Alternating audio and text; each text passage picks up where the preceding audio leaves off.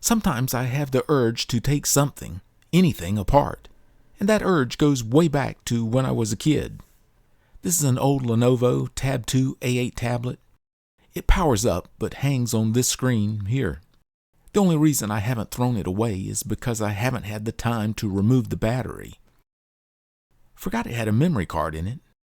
32 gigabytes, so not a tiny one. Probably the largest this model would handle.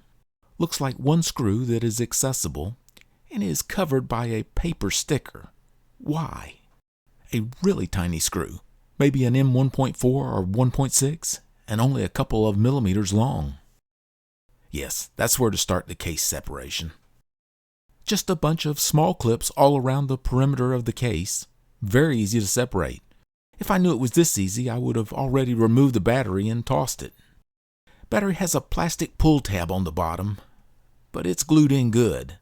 But just pulling the battery out is not going to satisfy my teardown need. A few more very tiny screws. One of the speakers.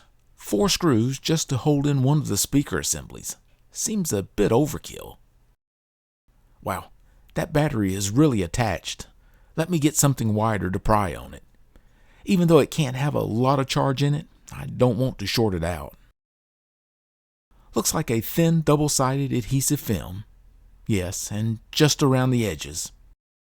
And a screwed down bracket holding the battery connection in place. Battery has an actual connector. That is quite nice. Looks like a nicely built piece of electronics.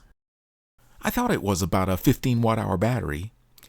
Even as old as the battery is, it's still in pretty good shape, if I didn't destroy it pulling it out.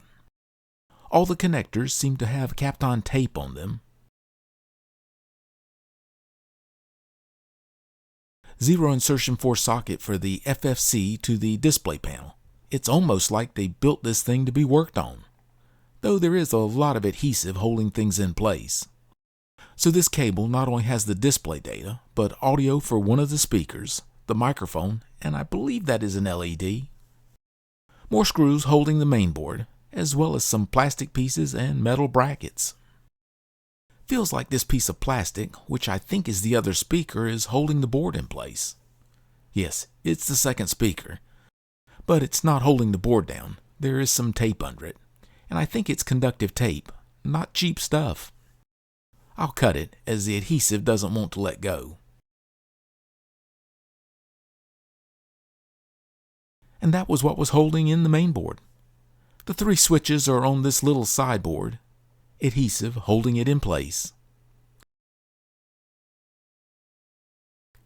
Now those are some tiny switches, but have a nice little click feel. Rear-facing camera plugs on.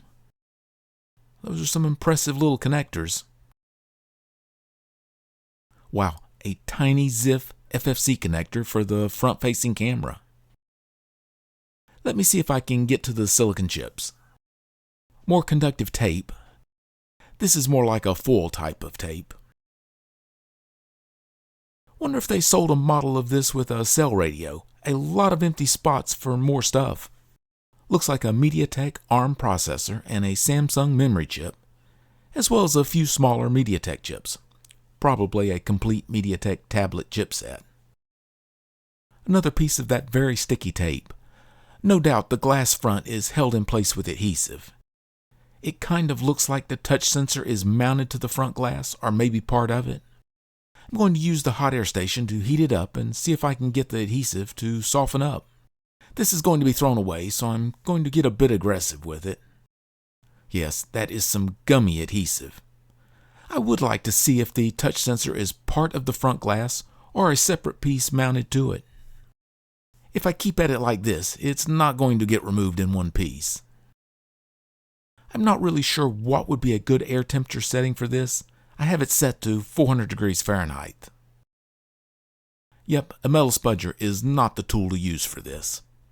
I'll still be able to tell what I want. I just have to be a bit more careful to make sure I don't cut myself. It looks like the touch sensor is in the plastic adhesive sheet, so I guess it would be a capacitance touch sensor. Well, that was the touch sensor connector, and probably controller IC. So the touch sensor is the plastic sheet with adhesive on both sides, full adhesive on the glass side, and adhesive around the perimeter for the LCD side. That's interesting. It wouldn't surprise me if this is a kind of standard LCD panel. These were very cheap tablets. I don't know if the numbers would lead to a pinout of the connector or not. It's too old to be used for anything anyway. Well, I feel better. Almost like I have an addiction to this.